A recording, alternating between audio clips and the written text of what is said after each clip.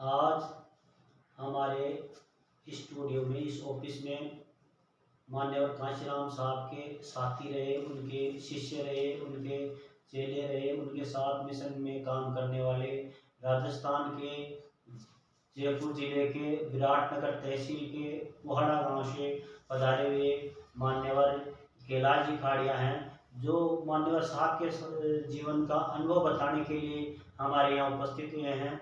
जो साहब के जीवन में, जिन लोगों साहब ने अपने जीवन में लोगों को घटनाओं के, किस्सों के, कहानियों के माध्यम से लोगों को समझाते थे, और साहब के घटनाएं, किस्से इनके आज भी उसी तरह कानों में गूंज रहे हैं, जो साहब लोगों को, बड़े बड़े अफसरों को, बड़े बड़े लोगों को समझाते थे। तो उसी में से एक किस्सा ऐसा है जो साहब बड़े अफसरों को बामशेर की कैडर मीटिंग के माध्यम से समझाया। उस किस्से को आज ये हमारे यहाँ समझाने के लिए उपस्थित हुए हैं। उस किस्से का नाम है दो टांगों वाला गधा। दो टांगों वाला गधा किसको कहा है, ये साहब आज खाड़िया जी बताएंगे। एक बार साहब कांशीराम जी बामशेर की मीटिंग को संबोधित कर रहे थे। एक साथी पीडब्ल्यूडी के अफसर ने बताया कि वहां साहब जब बोल रहे थे, डॉक्टर, इंजीनियर, आईएएस, आईपीएस सभी लोग बैठे हुए थे, तो उनको समझाते हुए साहब कांशीराम जी कह रहे हैं कि आप लोगों ने गधा देखा है? तो उन्होंने सभी ने एक आवाज में कहा कि हाँ साहब देखा है।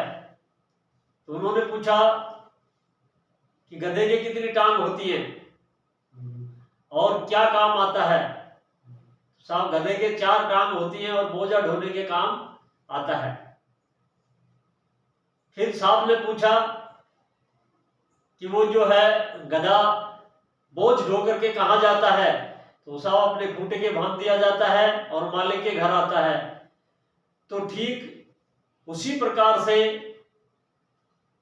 साहब ने समझाया कि ठीक गधा जो है मेहनत मजदूरी करके उस मालिक का पेट पालता है, और खूंटे के बांध दिया जाता है या खुला छोड़ दिया जाता है तो भी वापिस अपने उनके मालिक के घर पे आता है। तो ठीक उसी प्रकार से 2 टांग के जो गधे हैं वो भी आपने देखे हैं कभी? तो साहब ने कहा 2 टांग के जो गधे हैं हमने तो नहीं देखे। उन्होंने कहा हमने नहीं देखे।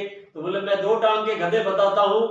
जो लोग 2 टांग के गधे हैं वो ठीक उस गधे 4 टांग वाले गधे की तरह ब्राह्मणवाद का बोझा ढो करके ब्राह्मणवाद का काम कर रहे हैं, और बाबा साहब अम्बेडकर के मेहनत की बदौलत आज बड़ी बड़ी नौकरियों में बैठे हैं, महलों में बैठे हैं, कारों में चलते हैं, लेकिन उस विचारधारा को भूल गए हैं।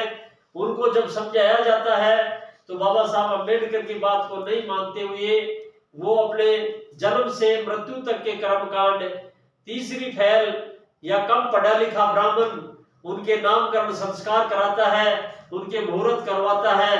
तो ठीक उसी प्रकार से वो विचारधारा में, जो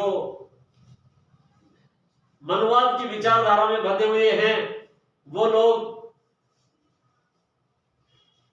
2 टांग के गधे मान्यवर कांशीराम साहब ने उनको बताया है। धन्यवाद।